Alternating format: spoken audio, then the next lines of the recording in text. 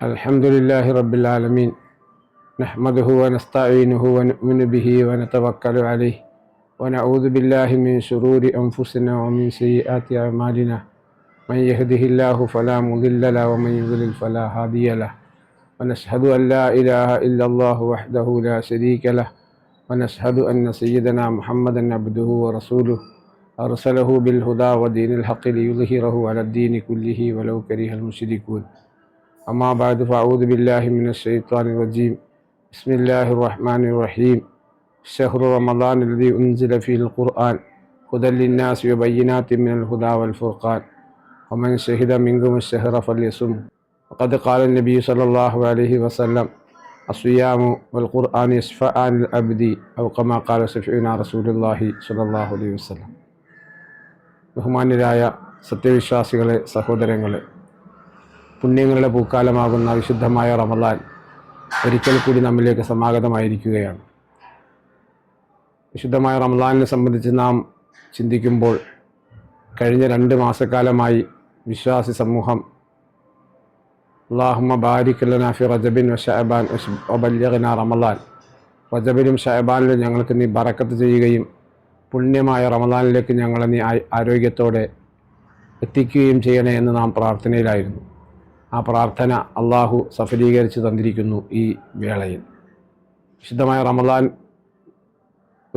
സമാഗതമാകുന്നതോടുകൂടി ഭൂമി ലോകത്ത് ധാരാളം മാറ്റങ്ങൾ സംഭവിക്കുകയാണ്. വിശുദ്ധമായ റമദാനിനെ കുറിച്ച് പറയുമ്പോൾ വിശുദ്ധമായ ഖുർആൻ ഷരീഫ് അവതരിപ്പിക്കാൻ വേണ്ടി അള്ളാഹു തിരഞ്ഞെടുത്ത മാസമാണ് റമദാൻ.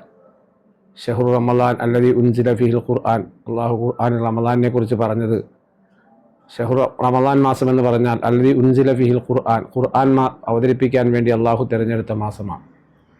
ഈ വിശുദ്ധമായ ഖുർആനെ സംബന്ധിച്ച് പറയുമ്പോൾ അത് ജനങ്ങൾക്ക് മുഴുവൻ, ലോകം മാനവരാശിക്ക് അള്ളാഹു സന്മാർഗത്തിൻ്റെ ദർശനമായി വെളിച്ചത്തിൻ്റെ ഇരുട്ടിൽ നിന്ന് വെളിച്ചത്തിലേക്കും അസത്യത്തിൽ സത്യത്തിലേക്കും മനുഷ്യൻ നയിക്കുന്ന വിശുദ്ധമായ ഖുർആൻ ഷരീഫ് അവതരിപ്പിക്കാൻ വേണ്ടി അള്ളാഹു തിരഞ്ഞെടുത്ത മാസം അത്രേ റമദാൻ. അതുകൊണ്ട് തന്നെ സത്യവിശ്വാസി ചെയ്യുന്ന സകല കർമ്മങ്ങൾക്കും സൽക്കർമ്മങ്ങൾക്കും മറ്റു മാസങ്ങളെ അപേക്ഷിച്ച് ധാരാളം പുണ്യങ്ങൾ ലഭിക്കുന്ന വളരെ പുണ്യമേറിയ ദിനരാത്രങ്ങളിലൂടെയാണ് നാം കടന്നുപോയിക്കൊണ്ടിരിക്കുന്നത്. മഹാനായ റസൂലുള്ളാഹി സ്വല്ലല്ലാഹു അലൈഹി വസല്ലം തങ്ങൾ അരുളി, വിശുദ്ധമായ റമദാനിൻ്റെ ആദ്യത്തെ 10 ദിനങ്ങൾ അവ്വലുഹു റഹ്മത്തുൻ, അള്ളാഹുവിൻ്റെ കാരുണ്യം ധാരാളമായി ഭൂമി അവൻ്റെ അടിമകളുടെ മേൽ വർഷിക്കുന്ന, അള്ളാഹു ചൊരിയുന്ന പുണ്യമേറിയ രാവുകളാണ് ആദ്യത്തെ 10 ദിനരാത്രങ്ങൾ. അതുപോലെ തന്നെ മധ്യമായ ഭാഗമാകുമ്പോൾ ഔസത്തുഹു മഗ്ഫിറത്തുൻ, അതിൻ്റെ മധ്യഭാഗം അള്ളാഹുവിൻ്റെ പാപമോചനം അവൻ്റെ അടിയാറുകൾക്ക് അള്ളാഹു ധാരാളമായി നൽകുന്ന ദിനരാത്രങ്ങളാണ്.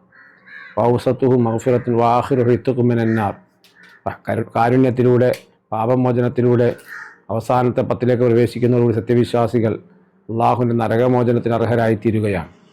വിശുദ്ധമായ ഖുർആൻ ഷരീഫും റമദാനും നോമ്പും അടിമകൾക്ക് വേണ്ടി അള്ളാഹുവിൻ്റെ മുമ്പിൽ ശുപാർശ ചെയ്യുമെന്ന് മഹാനായ റസൂലുള്ളാഹി സ്വല്ലല്ലാഹു അലൈഹി വസല്ലം തങ്ങൾ നമ്മെ പഠിപ്പിക്കുന്നു. അൽ ഖുർആനു വസിയാമു യശ്ഫഅനിൽ അബ്ദി, ഖുർആനും അതുപോലെ തന്നെ നോമ്പും അടിമയ്ക്ക് വേണ്ടി അള്ളാഹുവിനോട് ശുപാർശ ചെയ്യുമെന്ന് മഹാനായ റസൂലുള്ളാഹി സ്വല്ലല്ലാഹു അലൈഹി വസല്ലം അരുളിയിട്ടുണ്ട്.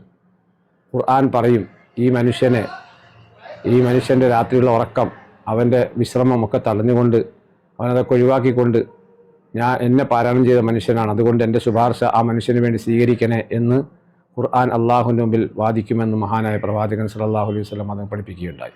അതുപോലെ തന്നെ റമദാനിലെ നോമ്പ്, പകൽ സമയത്ത് അവൻ്റെ ആഹാരപാനീയങ്ങളും അവൻ്റെ ശരീരത്തിൻ്റെ മുഴുവൻ ഇച്ഛകളും ആഗ്രഹങ്ങളും നിയന്ത്രിച്ച് എന്നെ നോറ്റുവീട്ടിയ അടിമയാണ് ഈ മനുഷ്യൻ, അതുകൊണ്ട് ആ അടിമയുടെ കാര്യത്തിൽ എൻ്റെ ശുപാർശ സ്വീകരിക്കണമെന്ന് ഖുർആനും ആ അടിമയ്ക്ക് വേണ്ടി വാദിക്കുമെന്ന് ശുപാർശ ചെയ്യുമെന്ന് പ്രവാചകൻ പഠിപ്പിക്കുന്നു. അപ്പോൾ ഖുർആനും അതുപോലെ തന്നെ നോമ്പും അള്ളാഹുവിൻ്റെ അടിമകൾക്ക് വേണ്ടി, അതിനനുസരിച്ചവർക്ക് വേണ്ടി, അതിനെ പാരായണം ചെയ്തവർക്കും അനുഷ്ഠിച്ചവർക്കും വേണ്ടി അള്ളാഹുവിൻ്റെ മുമ്പിൽ ശുപാർശ ചെയ്യുമെന്ന് ഈ നബിവചനം നമ്മെ പഠിപ്പിക്കുകയാണ്.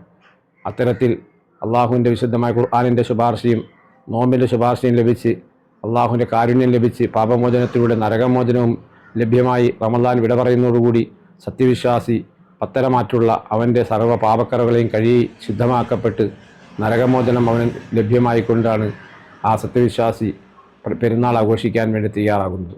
ഇങ്ങനെ തുടക്കം മുതൽ അവസാനം വരെ അള്ളാഹു സുബ്ഹാനഹു അനുഗ്രഹങ്ങൾ ധാരാളമായി നമ്മുടെ മേൽ വർഷിക്കുന്ന, അവൻ്റെ അടിയാറുകളുടെ മേൽ വർഷിക്കുന്ന പുണ്യമേറിയ രാപകലുകളാണ് നമ്മിലേക്ക് കടന്നു വന്നിരിക്കുന്നത്. ഇത് ഉപയോഗപ്പെടുത്തിക്കൊണ്ട് അള്ളാഹു നൽകിയ ഈ അവസരം പരമാവധി ഉപയോഗപ്പെടുത്തി അവൻ്റെ പാപമോചനവും നരകമോചനവും അതുപോലെ തന്നെ അള്ളാഹുവിൻ്റെ കാരുണ്യമൊക്കെ നേടിയെടുക്കാൻ നാം ഓരോരുത്തരും ശ്രദ്ധിക്കേണ്ടതുണ്ട്. അള്ളാഹു നമ്മെ അനുഗ്രഹിക്കട്ടെ എന്ന് പ്രാർത്ഥിച്ചുകൊണ്ട് എളിയ വാക്കുകൾ ഉപസംഹരിക്കുന്നു. വാഖിറു ദഅ്വാനാ അൽഹംദുലില്ലാഹി റബ്ബിൽ ആലമീൻ. അസ്സലാമു അലൈക്കും വറഹ്മത്തുള്ളാഹി വബറകാതുഹു.